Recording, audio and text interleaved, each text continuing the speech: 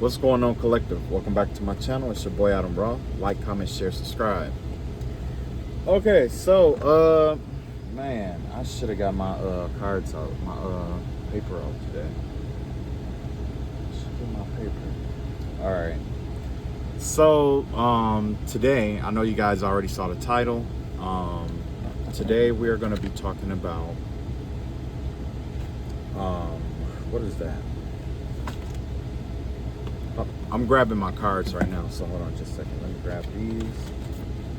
Okay, so today, just like the last title, I was talking about applying Christianity to black magic and, how to, help you break curses and stuff like that. Now, there's a lot more to it, but essentially those are the basics, when you do your confession, your baptism, you do your prayers. When you do your prayers, you do them on a daily basis. For those of you who are new to it, I guess, basically with spiritual warfare, when it comes to like Christianity, it's like, sometimes it takes a minute because it requires you to, pretty much pray. But for those of you who stay prayed up, you don't have a problem. But for those of you who don't pray or just switch into the faith, it's going to take some time. And usually God, uses whatever is against you to test you, right? So today I am going to talk about a different religion. And this religion in particular is called Buddhism, right? So when it comes to Buddhism and when it comes to Buddhism and spell work, like black magic and stuff like that. Now, originally, it's like, of course, with all the other religions we go and we, light candles and stuff like that. And I'm pretty sure every religion has its practice, right? So essentially what I'm touching on today is the theory behind breaking those curses and spell works using, Buddhism, right? So basically the way that Buddhism works, it has everything to do with emptying of the self and unbecoming to become, okay? So when you are in meditation, when you are in contemplation, when you are doing your reflection of self, right? In Buddhism, you're taught about emptying the self, you know what I'm saying? Because a lot of our problems comes from rigidity. When we become rigid in our lives, that's when problems naturally, attract themselves to us. You see what I'm saying? But in Buddhism, we are taught to, flow like water, basically. In Buddhism, the overall concept or the principle behind it, and you could correct me if I'm wrong, but the overall concept behind it has to do with the self. It's correcting the self to align yourself with nature. I mean, you're correcting yourself, essentially, to align yourself with nature. In correcting yourself, what happens is we are met with a problem. Now, the main question is this inside of our control or is it outside our control? Is this a me problem or is this a problem that derives from someone else? So when it comes to black magic and spell work and stuff like that, when you notice it or once it is noticed, especially as a Buddhist, the first thing you're gonna do is, after you, of course, you identify it, you come to realize that the spell work itself has nothing to do with you at all. It has everything to do with the person that is sending it out. And according to the rules of Buddhism, what is inside of us is what we naturally attract. That's what is outside of us. When you are gentle within, you will generally attract gentleness externally. When you are, whatever you are is what you become. And, I know Buddhism have, a lot of, well, not a lot, but, they have a set of virtues that they live by. So basically it goes like this. Hold on, let me get my cards out here.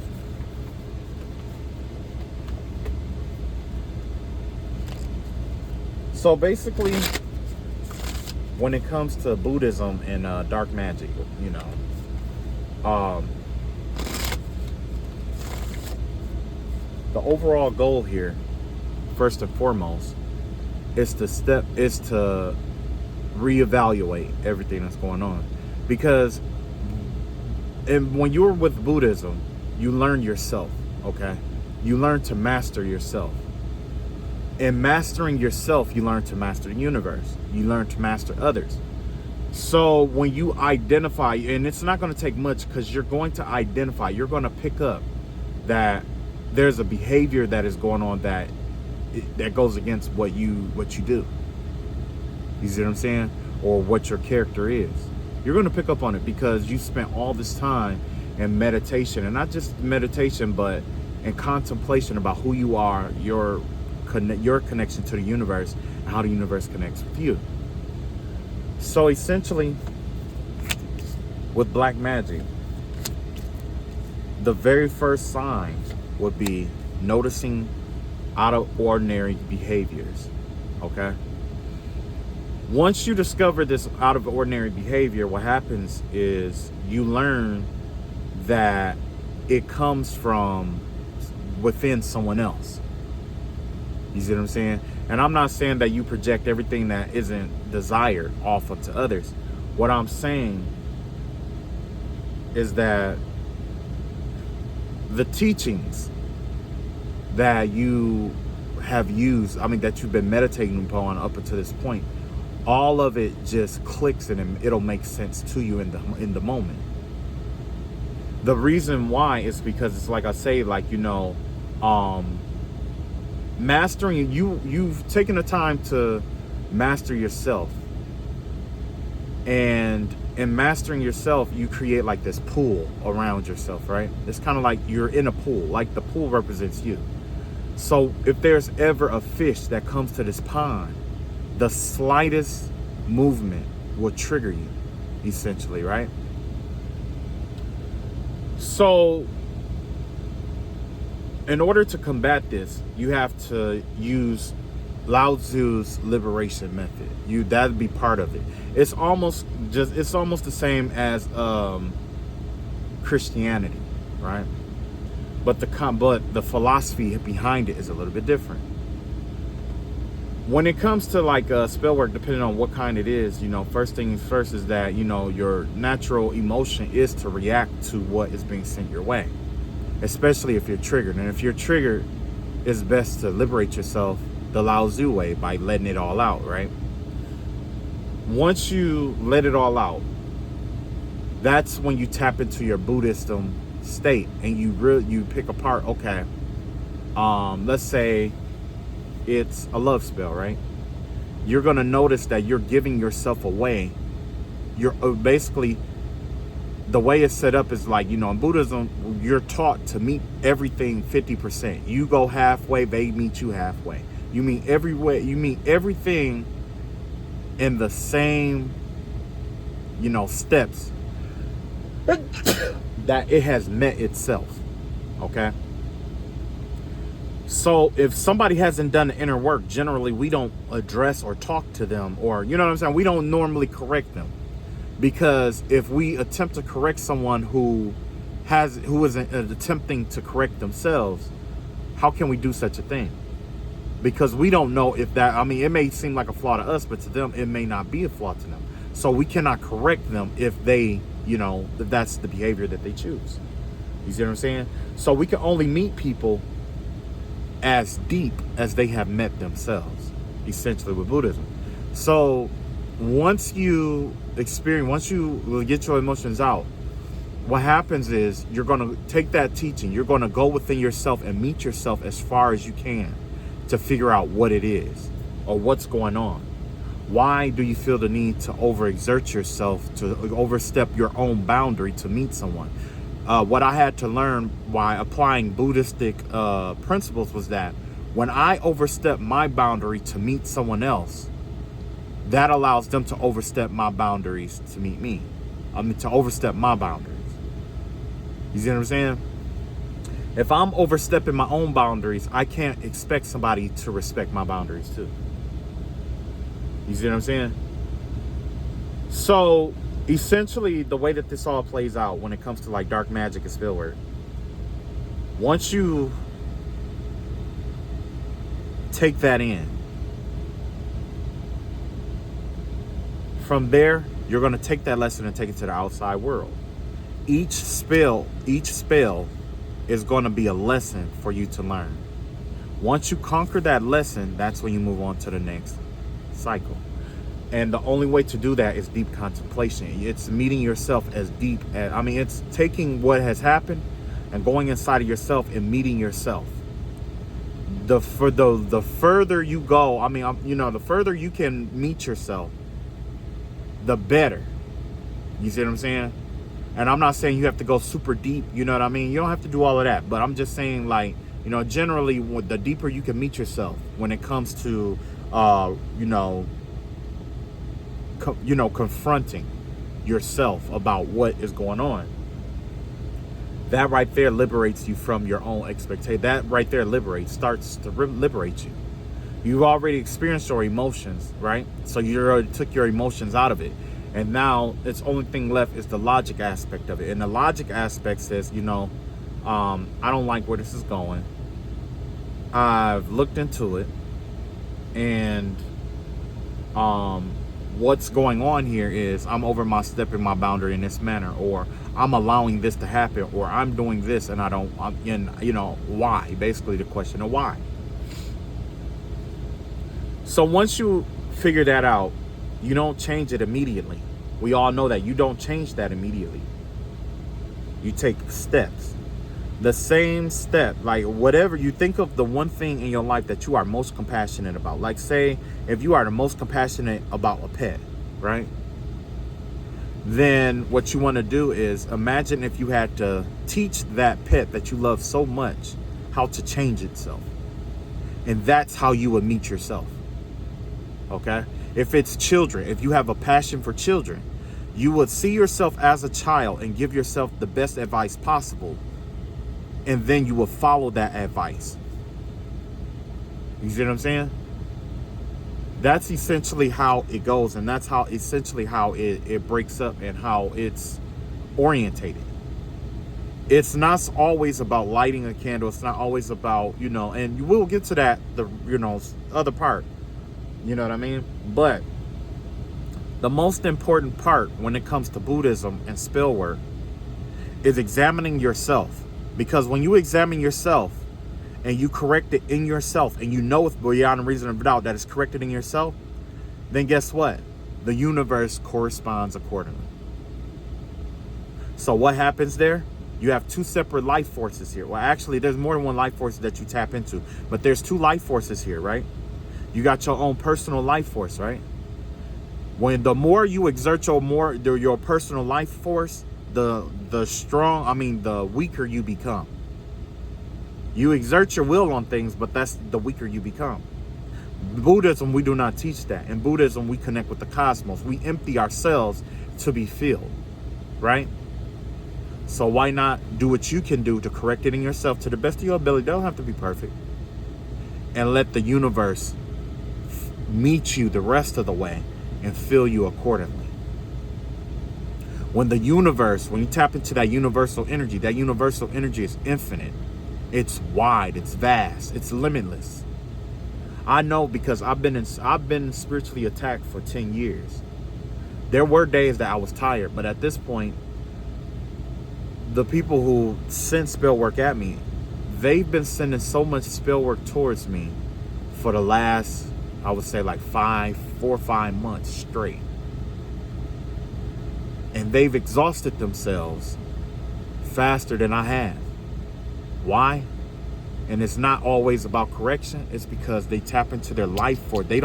They haven't took the time to meet themselves to get aligned with the cosmos. They're focused on their own inner desire. What does Buddhism teach about desire? Desire is the source of all problems. So not only do you have this problem you're trying to use your life force against, but you're also creating that problem within yourself. There's more than one chaos. This person is chaotic within.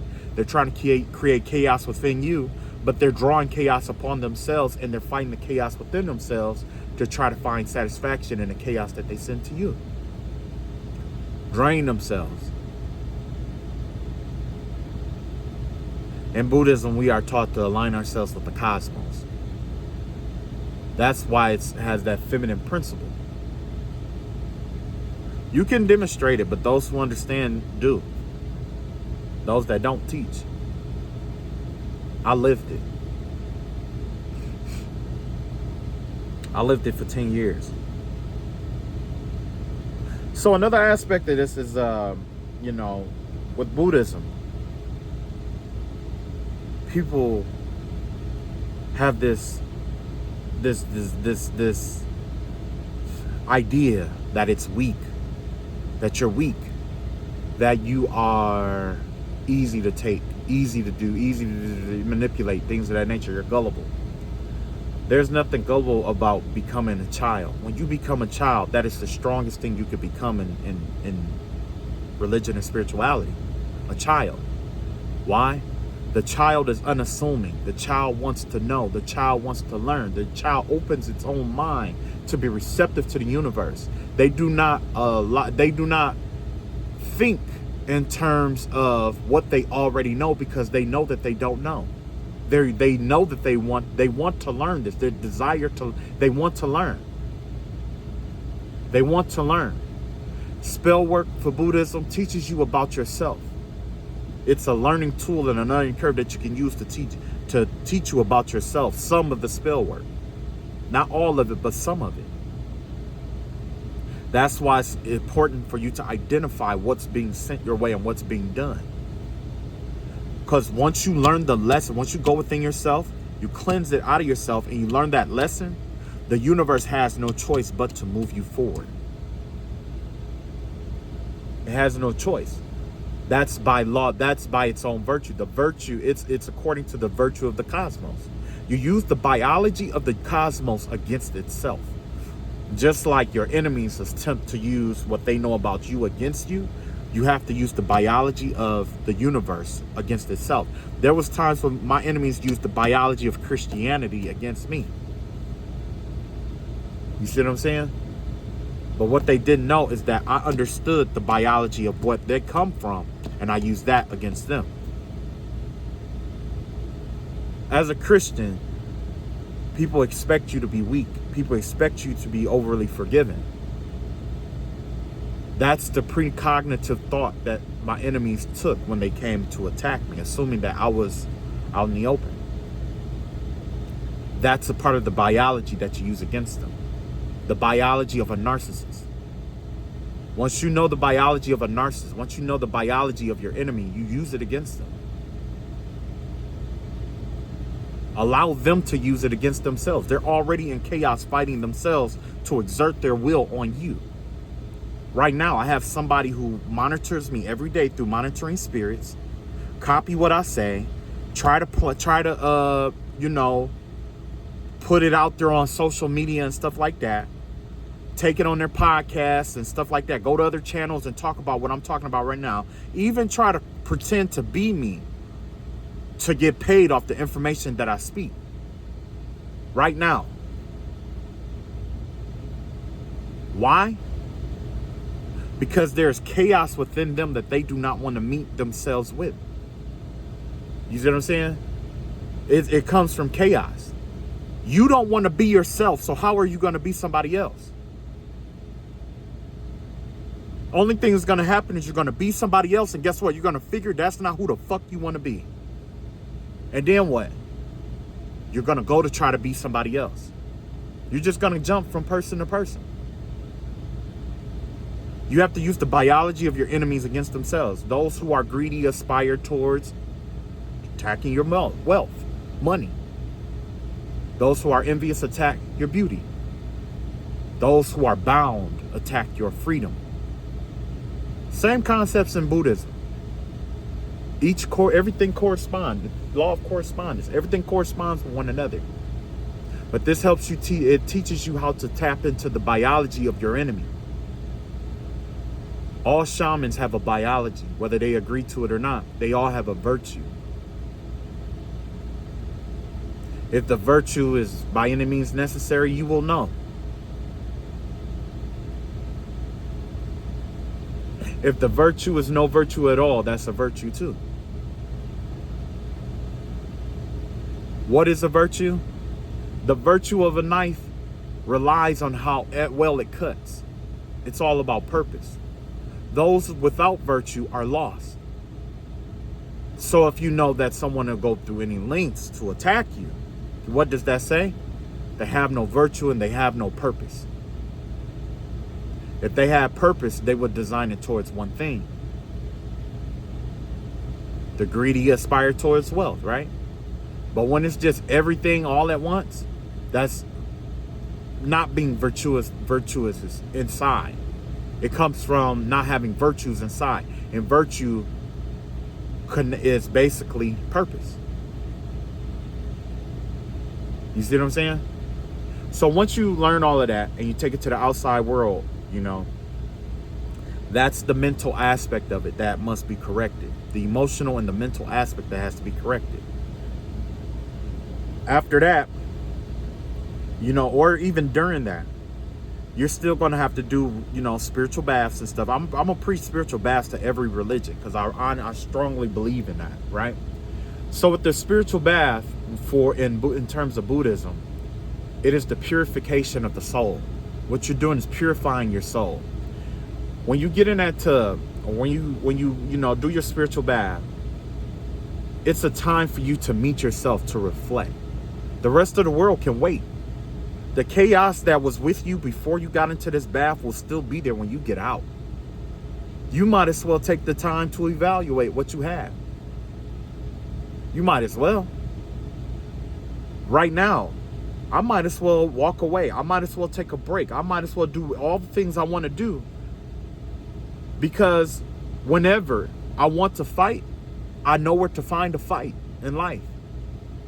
Whenever I want to test a spiritual theory, I know where to go to test a spiritual theory. If I want to test a spiritual weapon, I know where to go to test it. When I want to test a spiritual defense system, I know where to go.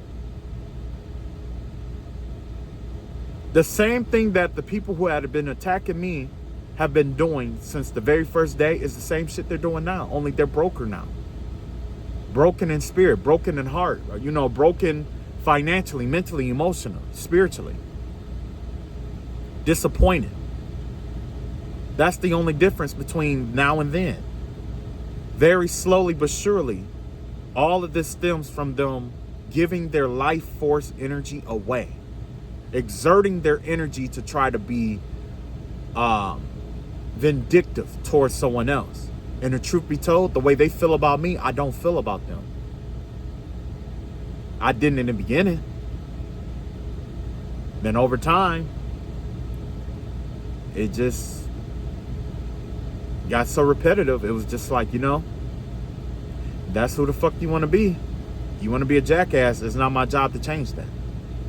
The only thing, and you know, and this person was big on respect. And for the longest, I'd say, you know, I don't respect you. I don't respect you. But you know what? I have to give this person their respect. I respect you for being a loser. I respect you for being a jackass. I respect you for being the dummy that all religions teach about, the cosmic clown. The cosmic clown's job is to teach you about yourself through its own ignorance. There's a reason why in a tarot we have the Fool card. The Fool card is probably the most powerful card in the deck. Why? The Fool has a way of saying, the Fool gets away with saying and doing any and everything it can. Doing any and everything that most people can't do and live to tell about it. You know why? Because people see him as an idiot and he tried to make humor out of everything that is serious. That's how you know a fool from a human, you know, from a man.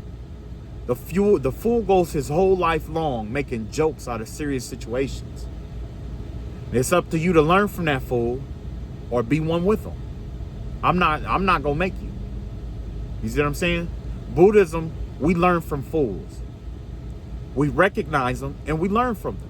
They're essential. They're an essential part of the universe, of the cosmos.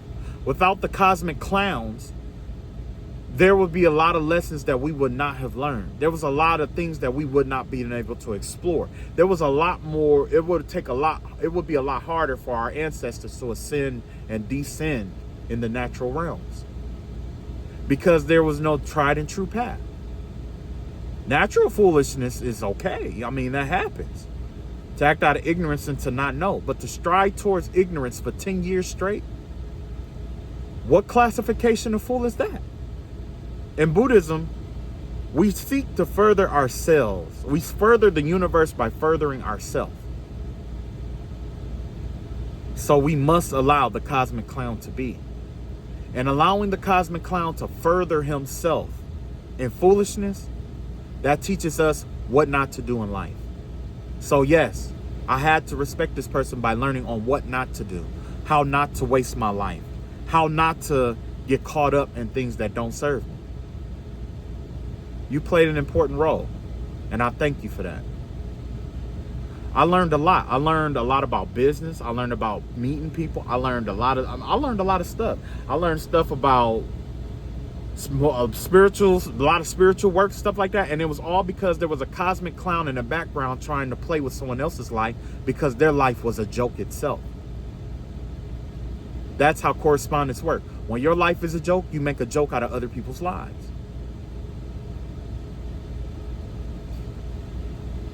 I'm trying not to laugh because I got a whole lot of humiliating jokes to say.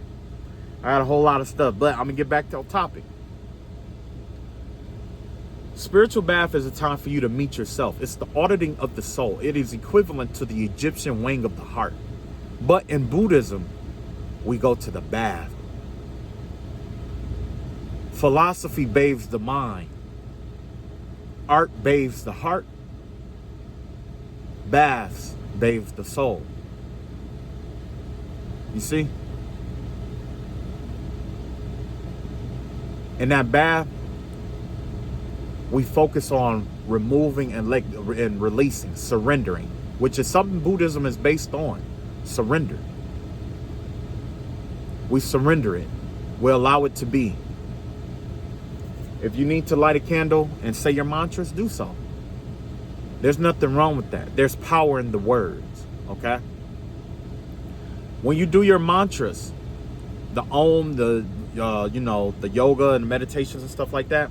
Now, the secret behind those power is that in the universe, if you ever seen a double slit theory, if you ever get a chance to look it up.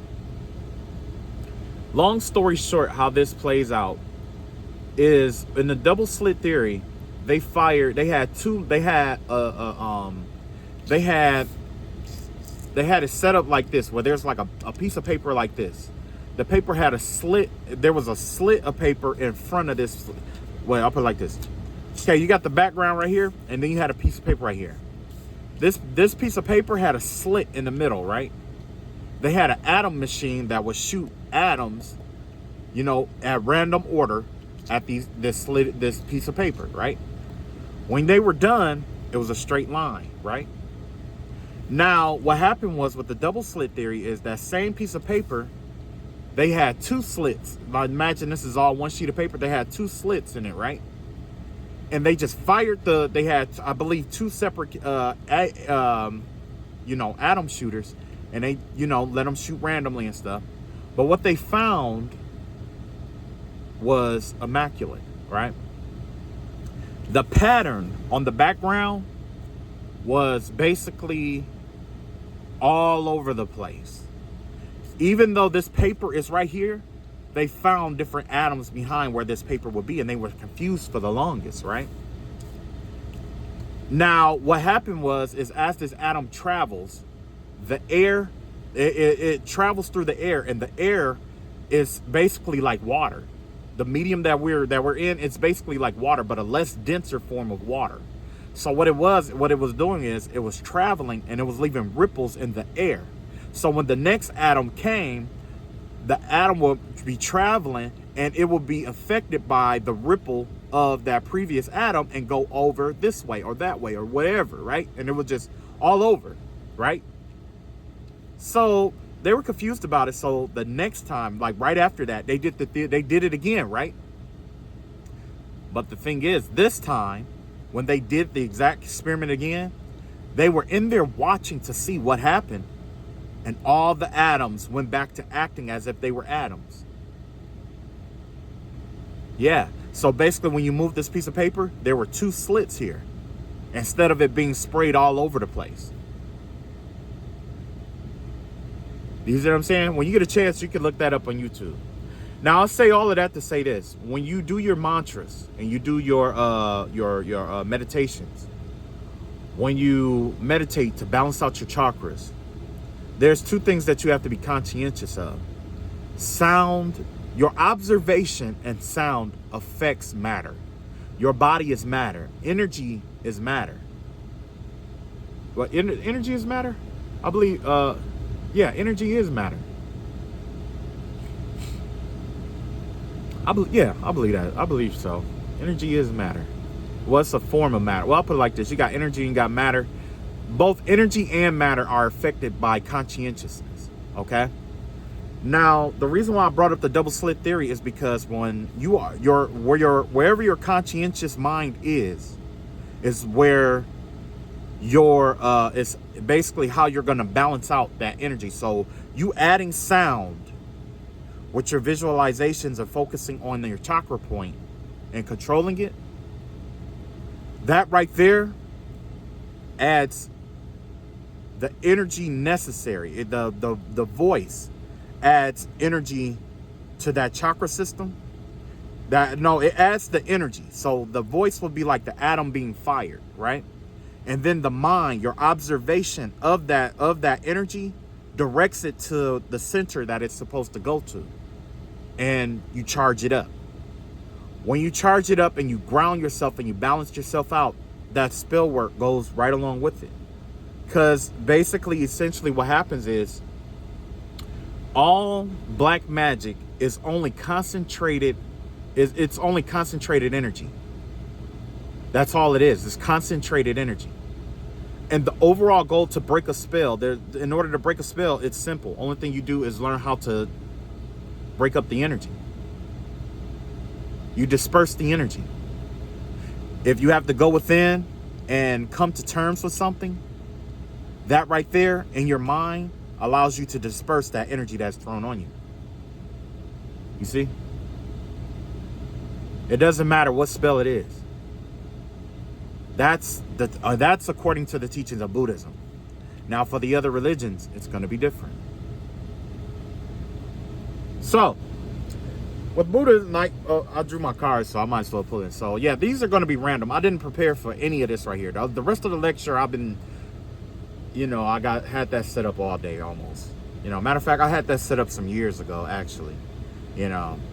I've been compiling it while the fool was teaching me. Because the fool wants credit for what he has done. And I'm going to give the fool credit for being a fool. I learned from your mistakes and it made me a better person. Unfortunately, I wish your children could learn from a fool too, but they're stuck in a house with a fool who's teaching them to be fools too. So if you want my respect towards you, I respect the fact that you want to stay in chaotic energy, and I'm going to leave you there. That's the only respect that you get out of me. Now, these 3 cards are random, and I'm going to take these and I'm going to apply it to Buddhism and spell work. This right here has to do root girl down, the disowned self. So essentially, there's going to come a time where, of course, when it comes to like root work and things of that nature, it has the ability of trying to infiltrate your life and making you forget. Essentially, it's trying to make you forget your identity of who you are, what you've come to know, and what you come to love and learn, Is it going to be easy? No. But this is just the overall gist. It's up to you to take what's good for you out of this, meditate upon it, and make it your own wisdom. Whenever I talk about something on this channel, it's never to tell you what to think. These are only things to think about, so you come to your own conclusion. If I inspired you to criticize something that I said, if I trigger you to criticize, encourage, or even just take a piece and think about it to discuss it, I've done my job. My job is done. because there has to be some fragment of truth in that somewhere for you to question it, test it. You see what I'm saying? As long as you take what's good for you and you make it your own wisdom. Take this and make it your own wisdom. You see what I'm saying? Don't just, because the thing is that a lot of times when it comes to spell work, what a lot of people think is that there's only one way to dispel it, one way to break it. No. You are an individual. You have an identity. How you break spells is going to be different than how I break spells. Everybody is different. That's just like how I heal is going to be different than how you heal. The only reason why there is a most cases like a system to breaking spell work, the only reason why is because of the collective belief that it will break a spell. And we are all connected to that collective. That's just like if Christianity only had 2 believers in the whole world, that religion will only be as strong as those 2 believers, or those who believe in what they believe in. You see what I'm saying? Because of how much energy and power is put into it. That's what this root work stuff is all. That's all root work is. You're taking aggregate belief. You're applying the energy from aggregate belief, and you're concentrating it and focusing it towards someone. You see what I'm saying? So yeah, it's basically one big mind game. So yeah, with the deep-rooted girl and stuff like that, basically you'll have to get in touch with your childlike nature.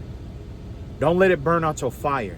You know what I'm saying? Because there's times when, even as Buddhists, we question ourselves. We become so passive, and well, not passive, but because let's be real, there's nothing passive about Buddhism, if you ask me, because it takes a lot of courage to empty yourself and to surrender and to meet yourself and to be honest with yourself. Honesty is a very rare thing out here. Think about how many people has lied to you in just the last week. People lie for so many things. People lie just because they feel self-conscious about telling you the truth.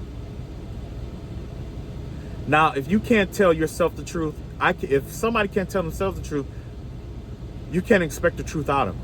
If they can't tell themselves that they're lying to themselves. And I'll go into that later.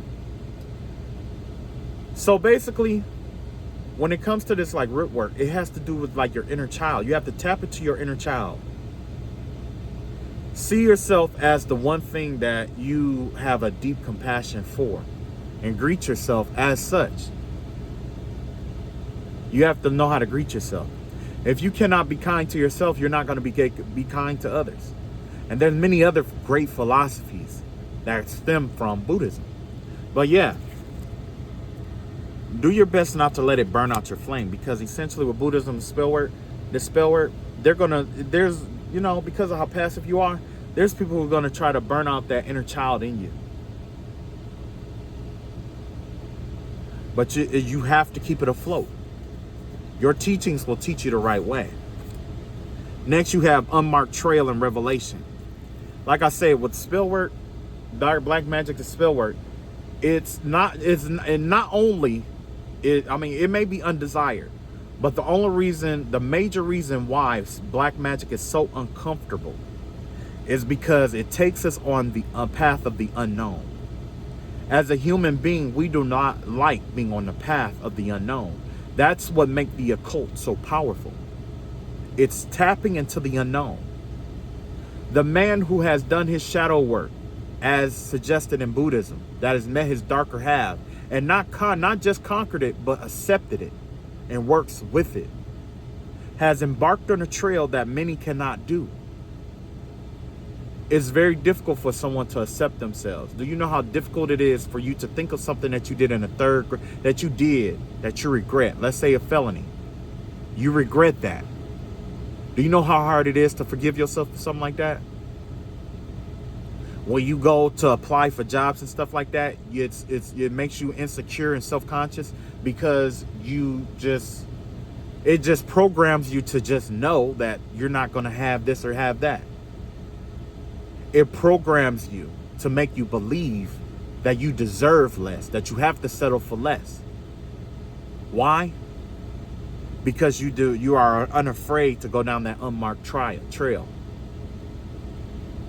The trails that are unmarked, the unconscious self, that is where the true battle lies. It's the things that we do that we aren't conscious of.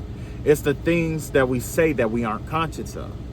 It's the, you know what I'm saying? It's the part of ourselves that we just say, oh, that's just the way we are, versus, I wonder why am I like this? Life itself, your life is a classroom itself.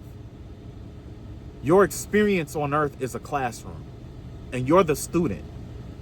You're learning everything about yourself. You're learning under what condition will you lie? Under what condition will you cheat? Under what condition will you be envious? Under what condition will you be a liar? Will you be a killer? Under what condition? Under what condition is too far for me to forgive myself? Under what condition is it too far for me to forgive someone else? You are slowly defining and undefining yourself. You are learning and unlearning yourself. So when people say, oh, all that, I know you, or I know myself. For me, I will have to say that's one of the biggest lies we tell ourselves. I don't know me. I didn't know I was this strong until I had to be this strong. You see? There's a difference. There's a difference between knowing yourself and not knowing yourself. But in not knowing yourself and being unassuming as a child, taking on the mentality of the child like I was talking about a moment ago, that makes you receptive to all possibilities. You're unassuming. You allow things to play out, and then you learn as it goes. When you are the man, when you assume and when you learn things as the man, what impedes you from taking on new concepts or things that could help you is thinking you already know what you think. You thinking you already know. And I just heard that earlier today. Thinking that you already know. Thinking that you already know is in some aspects egotistical. And I'm not saying like you have to do that in everything. We're just unassuming. But it's, certain times where you have to be unassuming. When you are faced with darkness and there's darkness all around you, your ego will cause you to drown. When you are egotistical in the pool, what happens? You drown. But when you are receptive to the water, to the waves, to the ebb and flow, you learn, okay, I can swim through this. The water is pushing me up at this time, I can take a breath. It's pushing me down at this time, I can exhale. You see what I'm saying? Oh, it's bouncing up and down. I can relax and go with the flow, float up with it to stay on top. It's going down, prepare myself, relax, and go down with it. You see what I'm saying? Rigidity versus softness, which is what Buddhism teaches us. There's going to be many, many unmarked trails in life. But that is what makes you the pioneer, that unassuming. I'm not saying with all spell work it's like this, but sometimes that spell work will send you to the dark night of the soul. If you already met the darker half of yourself, forgiven the darker half of yourself earnestly and honestly, and if you have to meet yourself, you will fight yourself. You have to forgive yourself. And then accept yourself. Everything rise, rests, falls, and is detrimented. Just like in nature. You see what I'm saying? Same thing with you, with your darker half. There's going to be times where your darker half is at its peak. There's going to be times when it's blocked out. There's times when it's going to start gaining power. There's times when it's going to start losing power. You have to know that's where learning yourself comes in. You see? Black magic, and I'm not saying go out and allow someone to put it on you, but I am saying it opens up a portal or a doorway for you to understand yourself deeper, to tap into your own energy and understand yourself deeper. If you are responsible for something, take responsibility for it. If it's outside of yourself, there's nothing more you can do. But learn what you can, release it, and let it go. In life, we have many unmarked trails. When you are the pioneer, when you are malleable enough to go down an unmarked trail, that makes you a pioneer in life. That is worthy of documenting, keeping tabs of, paying attention to. So when you go, be conscientious of what you do and how you do it and everything that's going on around you. That way you can document it, and then you can pass the information or the wisdom along just like this. As I'm passing my experience on to you, you'll take what I have experienced, apply what you experienced with it, take the wisdoms that you use together, and you'll make it your own, and then you'll pass it on to someone else and they'll do the same. That's how wisdom works.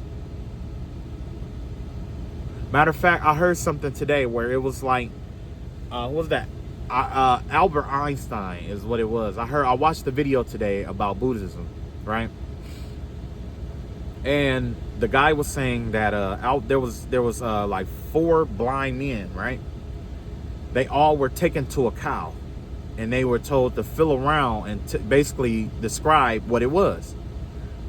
One man in the front says it's, was grabbing a trunk and said it's long like a, like a tree, right?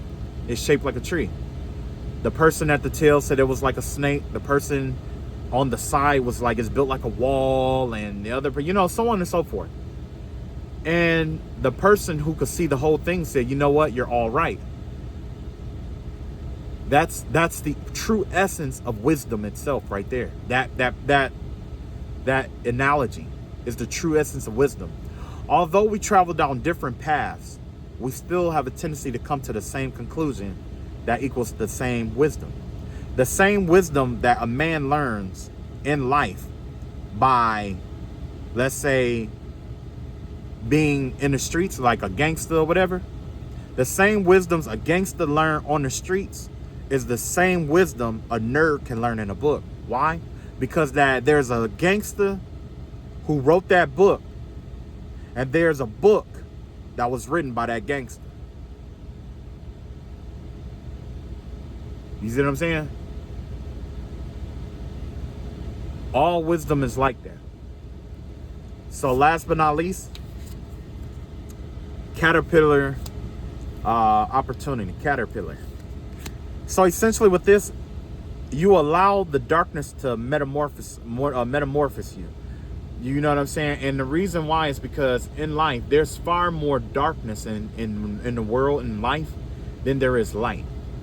There's far more thought than there is action. You see what I'm saying? When I say darkness, I mean that feminine property, that thought. There's far more thinking than there is doing. There's far more thinking than there is saying. There's far more thinking than there is acting or taking action. There's far more containment in the universe itself than there is free expression, formlessness, right? We are contained in the womb. We are contained in our bodies. We are contained in our cars. We are contained in our minds. We are contained. Well, I can't say in the mind, but we are contained. Our mind is contained, but it is free in an aspect that is not limited to what is here on earth. The heart is not limited to its containment and can be sent outwardly. Love can be expressed. The will is not, it's contained in the lower stomach, but it's not limited by those organs. You allow that kind of wisdom to transform yourself. Take the wisdoms from whenever there's spell work or black magic and things of that nature. And I'm not saying don't do anything at all, but in the meantime, while you're in the hallway of correcting it, while you're in the hallways of taking your salt baths and cleansing yourself and ridding yourself of those energies and things of that nature, don't forget to take the lesson that it teaches you. Because impediment to the path is also a part of the path. That's Marcus Aurelius.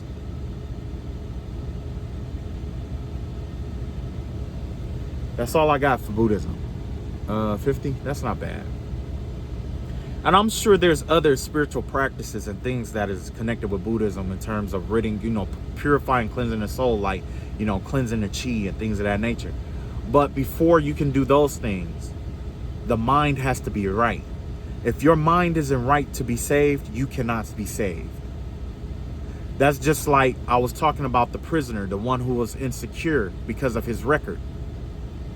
He's free on the outside, but he'll always be a prisoner inside because he never forgave himself. He'll always be a prisoner. Always. All right. I love y'all all. Y'all take it easy. Hopefully you can take something from this. Peace.